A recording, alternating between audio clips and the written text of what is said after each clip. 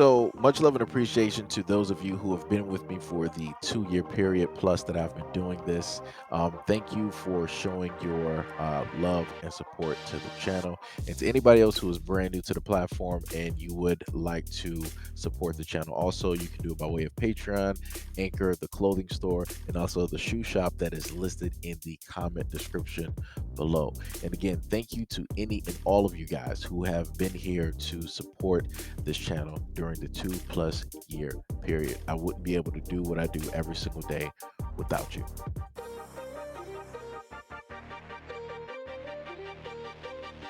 Ahead of what I already had posted, I just want to make this very clear.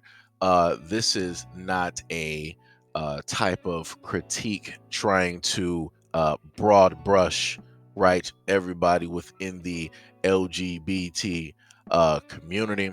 This is clearly a video talking about the book, which is the DSM-5, or the Diagnostic and Strategical Manual of Mental Disorders, and more preferably the 5th edition, which Dr. Umar Johnson will be talking about clearly in the video. All right, so the main thing I want people to pay attention to is what Dr. Umar, which is very, very, very important. Pay attention to what he is saying about the DSM-5 category, because I'm going to go over this a little bit later. So hopefully people don't get too emotional, too caught up, and they actually pay attention to the information that is being given.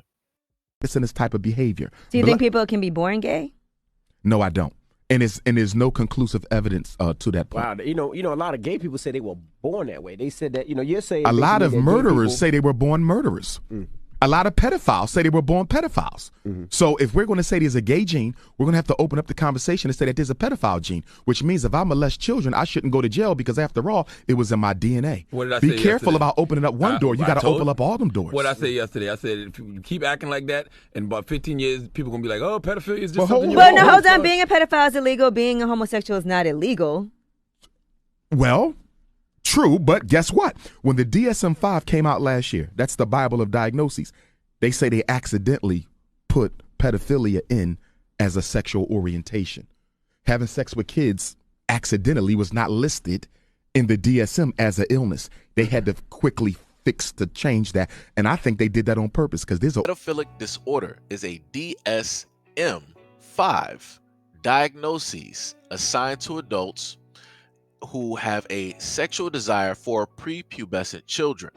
Any behavioral expression of pedophilic disorder is a criminal offense in the United States, Canada, and Europe, as well as most other places in the world. Some authors differentiate between having deviant desires for children or ego dystonic and resisted, causing guilt, shame, and distress versus desire, which are indulged through fantasy associating with other pedophiles, possessions, and trading of pornographic images, or direct observation and self-explore or physical contact with a victim. Pedophilic disorder is highly treat resistant, and rates of recidivism have been estimated to be 25 to 50%. This is inconclusive, however, as this figure is more accurately described as 25 to 50 are arrested for child abuse charges, and an unknown number of re-offend but do not come to the attention of law enforcement. For the victim of the offense, it tends to be very psychologically damaging and can produce long-term psychosexual problems and PTSD. DSM-5 initially describes pedophilic disorders as a sexual orientation, right? And this is what Dr. Umar Johnson originally stated to people in the video, which caused some members of the public to take offense and express concern that this would pave the way for reduced criminal culpability. The American Psychiatric Association later indicated the word preference as a typographical error and should have read as interest. The APA, or the American Psychological Association, clarified their position on pedophilic disorders in response to the statement released by the American Family Association. The APA indicated that they do not classify mental disorders or publish the Diagnostic and Strategical Manual, as the release incorrectly stated. The APA holds the position that acting on pedophilic desires is a crime and adult child contact is always wrong. However, other sources concur that pedophilic disorder is a sexual preference and differentiate between deviant desires and acting them out cognitively or behaviorally. In latter cases, the term predatory pedophile may be used to discriminate between one who has desires but resists them versus one who indulges the desires. The desire can be viewed as an illness, disease, disorder, or sickness. The desires may be blurred, resisted, and never acted on due to shame, guilt, conscious sense of morality, horror, or fear of consequences. May be repressed sexual orientation and is sickness, which may be amendable to treatment. However, acting on these desires is an act of evil, a choice, and a crime. The lay public's fear that the use of the phrase sexual preference will lead to reduced criminal culpability may be unfounded, as this does not consider that it is established that sexual orientation cannot be altered through psychotherapy. This implies that pedophilic disorder cannot be fundamentally altered, or, as the lay public may use the term, cured, and this implies even greater criminal culpability rather than diminished responsibility. The implication is that recidivism is almost certain and that only incapacitation and supervision will prevent pedophiles from acting out their desires. The individuals who is predatory or pedophilic disordered will not be safe around children at any point in their lives and must therefore be contained and monitored indefinitely. There is also a misunderstanding of the law. While sexual orientation is a status generally protected by law, coerced sexual behavior or sexual behavior with someone under the age of consent is a criminal offense regardless of sexual preference. So you heard exactly what Dr. Umar Johnson said. He stated that within the DSM-5, right, they categorize this in a sense as a preference and or an orientation, right? And then you heard from which I read that they stated that yes, it was categorized as that, but it was a typographical error, and then they switched it directly into something else. But let's further go into, right, and I'm just going to use this video as a observational tool for everybody to understand and to further assist in what Dr. Umar Johnson was further saying about the DSM-5 and the category for the paraphilic disorders.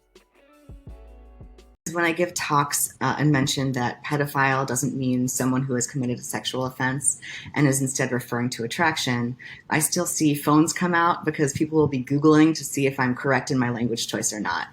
But yes, there's a big difference between MAPS and child sexual abusers. Pedophilia is a clinical term that indicates a sexual attraction to people who have not gone through puberty. MAP refers to someone who has preferential attractions to minors, and that can include children who have gone through puberty or not. And then child sexual abusers are people who have committed a sexual offense against a child. Many of these people are indeed MAPs. But first of all, there are many people who commit sexual offenses against a minor who are not attracted to children in general. We know that abusers commonly commit sexual offenses for reasons related to power, control, and access, not because of attraction. So many child sexual abusers are not MAPs. And then just as importantly, many MAPs never commit a sexual offense against a minor. That difference is important because when we don't understand that distinction, we make incorrect assumptions about the likelihood of offending amongst MAPs.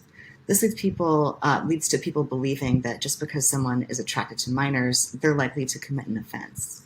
And we start to criminalize a population just because of their attractions. Not only is this a problem in terms of criminalization, but it also serves to heighten stigma against MAPS in general, which is a huge problem. But I never heard about any initiatives that attempted to prevent sexual offending against minors. Actually, through engaging in this work, I never even understood that people with attractions to minors and people who commit offenses against them are entirely distinct groups. My research study ended up including interviews with 42 minor-attracted people. And in those interviews, I asked participants about their experiences with coming to terms with their identity and coping with the stigma that they faced, as well as about how they've strategized not to commit offenses. My purposes for asking about their strategies for non-offending are probably obvious, as I'm interested in offense prevention, and I figured MAP's personal strategies would have relevance to other MAPs who might be struggling with some kind of temptation to act on their attraction. Stigma against MAPs is a problem in part because it makes MAPs think that they're monsters. That's really problematic in terms of MAP well-being. It's really hard to cope when you think you're a terrible person because you have attractions that you can't change. But it's also hugely problematic because when MAPs get the impression that they're destined to commit an offense against a child, they might not realize that it's a choice that they have and that there's help out there if they feel some kind of temptation to commit an offense. But having an attraction to minors, as long as it isn't acted on, doesn't mean that the person who has those attractions is doing something wrong. I think we have a tendency to want to categorize people with these attractions as as evil or morally corrupt. But when we're talking about non-offending MAPs, these are people who have an attraction that they didn't ask for, and one that is frequently they would give anything to change, but they find that they're unable to change those attractions. And most importantly, the people in my study did not act on them. There's a lot that could be said about whether attractions to minors are in themselves a sexual orientation, and there's research that I cite in my book about that. But to me, that misses a larger and more important difference, which again is about attraction versus behavior. If we did consider MAPs to have their own distinct type of sexual orientation, there would still be a huge difference between MAPs and lesbian, gay, and bisexual people. And that difference is that MAPs have a sexual attraction that would result in a lot of harm if they acted on it. Whereas for LGB folks, there's no harm in having consensual relationships with one another. So that's where the distinction lies. Again, it's really in that difference between attraction and behavior. The idea that using the term MAP could suggest that attractions to minors are a type of sexual orientation. Whether or not attractions to minors are a type of sexual orientation is not a question that can be answered with my particular research. My research touched upon the labels that MAPs use to describe themselves, though, and a lot of them have been really conscious about their choice of language because they don't want to slander, as you put it, lesbian, gay, and bisexual people. So they'll use language to kind of distance themselves from LGB folks. But as I attended workshops and met MAPs in person and through interviews, I heard about these experiences and how scared MAPs often were when they realized that they had this attraction that's pretty universally maligned. Although I'm not a MAP myself, I'm queer, and so I too have been through experiences in realizing that I have attractions many people wouldn't understand, and that some people find to be immoral. And those experiences have really shaped who I've become. And so I sort of empathized with those experiences and I wanted to learn more. Some of the feedback I've gotten about my book and my work in general is that empathizing with MAPs somehow, quote unquote, encourages them. But the reason that MAPs deal with depression and isolation is due to the stigma that I've been talking about. And that stigma itself can lead to harm for MAPs and children alike. Sometimes I hear from people who think that MAPs need to work on getting rid of their attractions for themselves altogether. And on one hand, just because someone has attractions to children doesn't mean that they won't ever experience attraction to adults as well, or even that their attractions to children will persist for their entire lives. Sexuality can be fluid, and there are many MAPs who have a range of attractions to both children and adults. And sometimes those attractions can fluctuate, just like any other attractions. I've definitely heard the idea that you brought up, though, that the use of the term minor attracted person suggests that it's okay to be attracted to children. But using a term that communicates who someone is attracted to doesn't indicate anything about the morality of that attraction. From my perspective, there is no morality or immorality attached to attraction to anyone because no one can control who they're attracted to at all. In other words, it's not who we're attracted to that's either okay or not okay. It's our behaviors in responding to that attraction that are either okay or not okay. And I want to be extremely clear that child sexual abuse is never, ever okay. On the other hand, we also know that such methods as conversion therapy are not at all effective. And yet that tends to be what people think of when they believe that MAPS should be trying to get rid of their attractions. That they should go to some kind of therapeutic intervention where they can be converted. But that's not really an option. So what is an option? Getting those MAPS who want it into some kind of affirming therapy where their provider understands that their attractions don't make them a threat, and who can help them navigate strategies for non-offending if it turns out that they need those. That kind of work does focus on preventing child sexual abuse, and that kind of help is not available as widely as it should be. So we need to focus on making it more widely available. At the same time, in answer to your question about focusing on potential victims of child sexual abuse, absolutely we should be focusing on that. But that doesn't mean that we shouldn't aim to have prevention strategies that focus on MAPS who are at risk of offending as well. I have assumptions about as I went into my research. I was getting my PhD in criminal justice at the time, and I had the belief that the MAPS in my study weren't offending because they were afraid of being put in prison. But what I found out from talking to MAPS was that the reason they weren't offending is because they would never want to harm a child. Many of them talked to me about experiencing love for children and understanding inherently that if they committed an offense against a child, it would be deeply hurtful. For most of my participants, that was enough to keep them from ever even considering acting out on their attractions. My participants generally felt that hurting a child would be the worst thing they could possibly do, and they wanted to be good people. I guess I'm curious, have you done research with MAPS who have offended, or is that not a population who you've looked into at all? Or that's not been a population that I've specifically looked into. There's a lot of literature out there on offending, and so I really wanted to focus on this topic that is, at least at the time I began my research, a lot less explored, which is the population of MAPS who do not commit an offense. So what strategies do they have for not committing offenses? Yeah, there are a bunch. A big one was reaching out to a therapist. Another one is that they can reach out to family or friends, especially if they're going to be in the presence of a child. They might have someone that they know will be around, who can, just be present. And that way they know that they're not going to act out. Another huge one is just limiting their interaction with minors overall. So they'll, not be in spaces with minors, especially one-on-one again. But they might not be in spaces with minors in general. They might just, if they know that there are going to be kids there, they won't go. Took this to a really big extreme where they wouldn't go into public as much as they otherwise necessarily might have. But others just, if there was a gathering that they thought there would probably be a lot of children at, or children in general, they would just excuse themselves from that event, knowing that wasn't a good space for them to be in.